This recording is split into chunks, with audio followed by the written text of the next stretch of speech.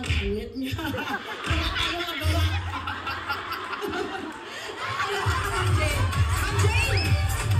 And your question goes this way.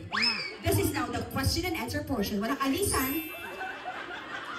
Kung magiging principal ka sa inyong paaralan, sinong principal ang gusto mong maging?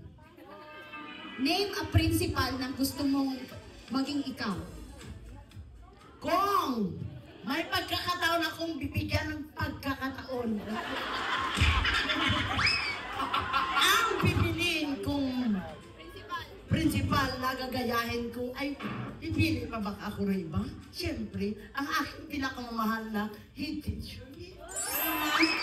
Ayo, Ma'am Nora.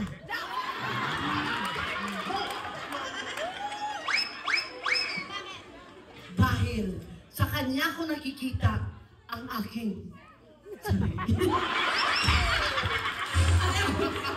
Sa kanya ko nakikita ang aking sweldo.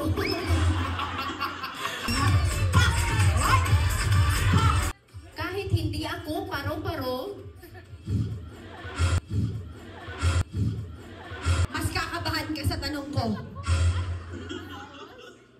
Kung bibigyan kita ng pagkakataong mag-observe ng isang classroom demonstration, unannounced classroom demonstration, sinong principal ang gusto mong ipademo?